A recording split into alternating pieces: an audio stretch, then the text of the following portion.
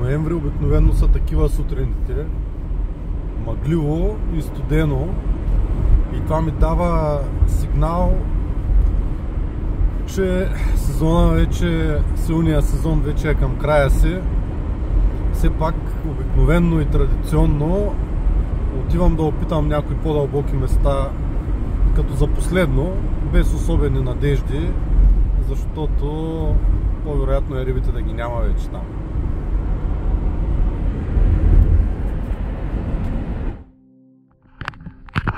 Сега ще ви покажа как се облича неопрен, когато времето е студено.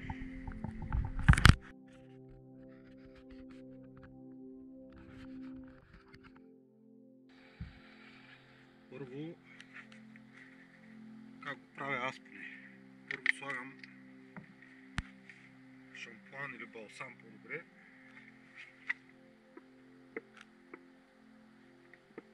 В двете части на неопрена.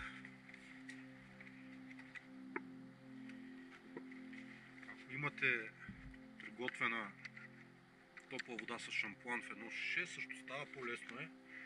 Но аз предпочитам да се държа в колата просто един шампуан, за да съм сигурен, че винаги имам с какво да се облека неопрена и не съм го забравил някога.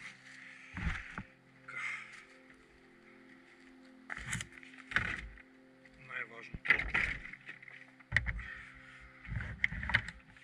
бутилка с гореща вода. Следващото много важно,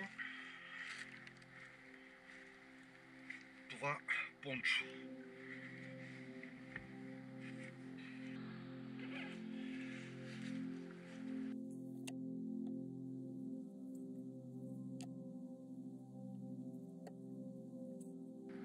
Много е приятно, за да не мръзне човек, докато се облича.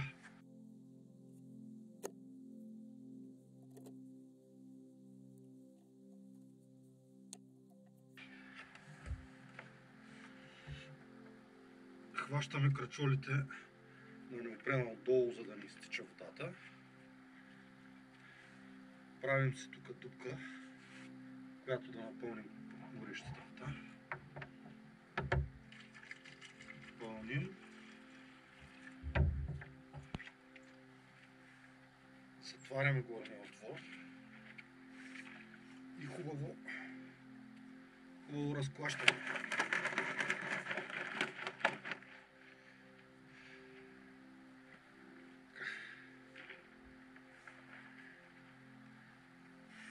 Целта е да намокрим хубаво неопрена отвътре с сапунена вода. След това си намокряме малко краката.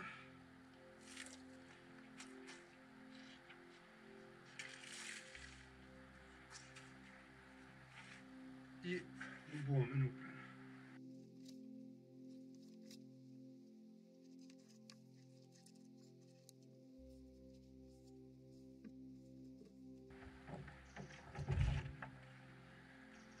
След това чорапите.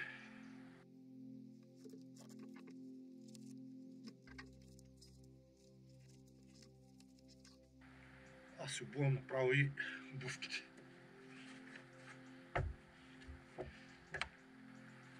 Сега идва най-неприятната част, защото трябва да свалим пончото и да обличем горницата.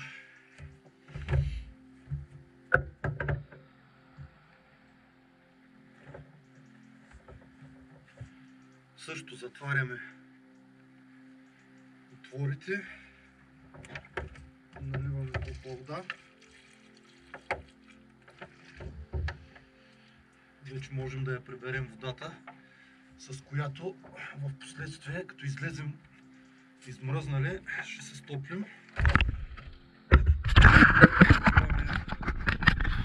Аз лично си я завивам с едно одяло, за да стои топло.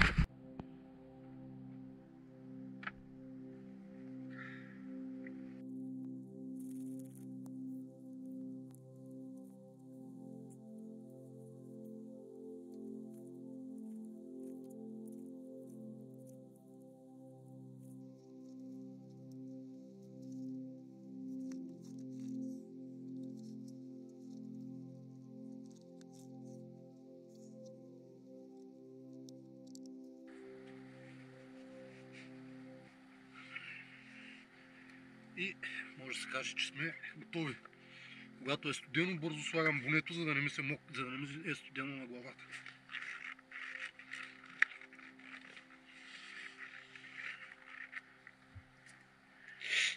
И така. Дрехите ги слагам върху водата, хем да стоят топли, хем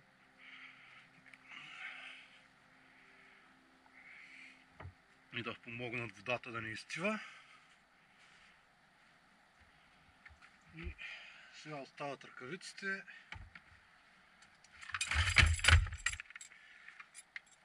И тръгваме.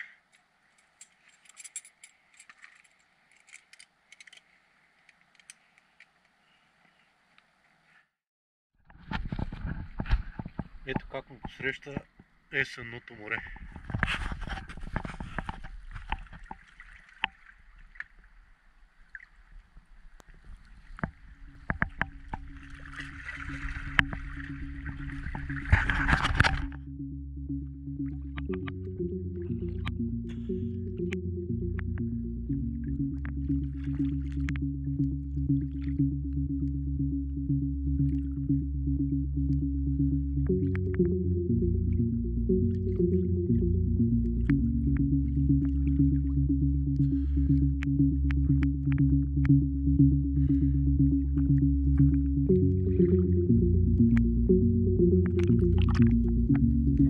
Парадоксално, видимостта над повърхността този път беше много по-лоша от тази под водата. Не бях буркал в Черно море от поне месец и бях много приятно изненадан. Температурата на водата беше 16-17 градуса, а видимостта на места беше над 10-12 метра.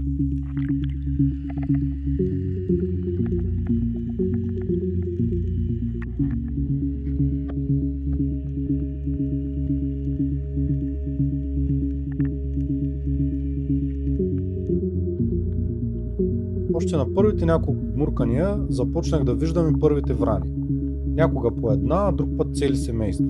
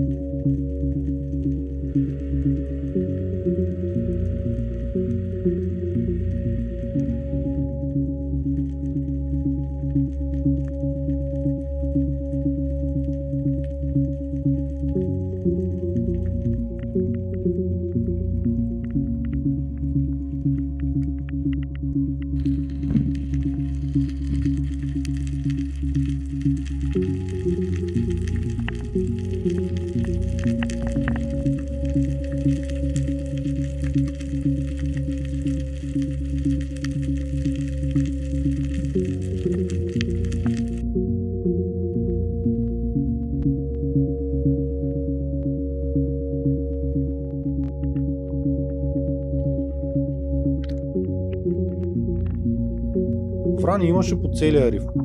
На места се криеха между камъните, но най-впечатляващо беше, когато стигнах до дълбоката част, където камъните свършваха и започваше пясъка. Там дълбочината беше между 15 и 18 метра и враните бяха буквално навсякъде. Криеха се дори в съвсем плитки подмоли, в които никога друг път не ги бях виждал.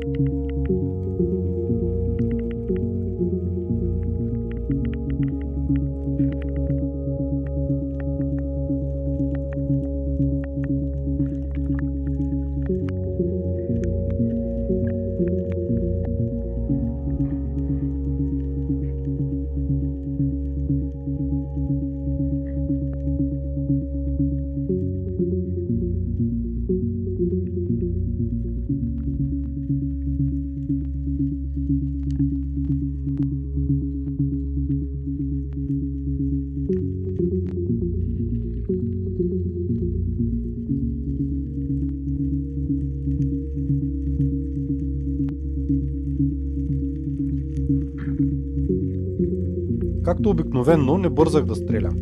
Надявах се на някоя по-интересна среща. И интуицията ми се оказа правилна.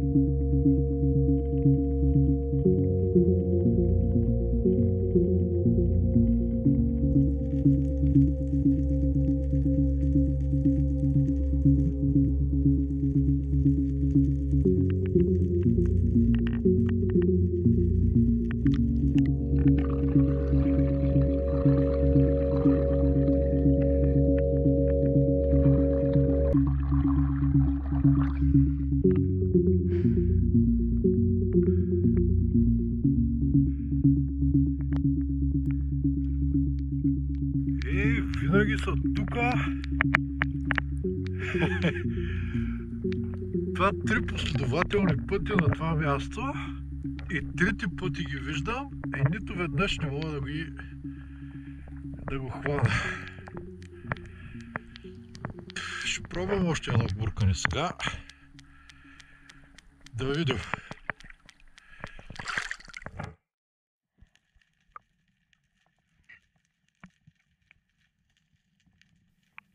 За пореден път виждах хубав минокоп тази есен и все не успявах да го хвана.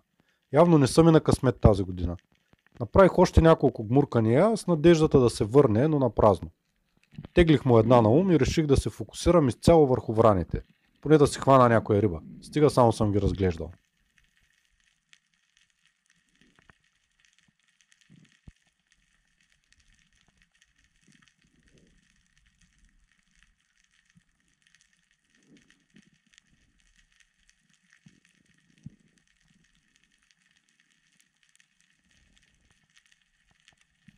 Оставям ви да се насладите на следващите кадри, без да ви разсейвам повече с приказки. Аз мисля да си ги гледам в хладните зимни вечери с чаша в ръка и да си спомням за красотата на прекрасното ни Черно море.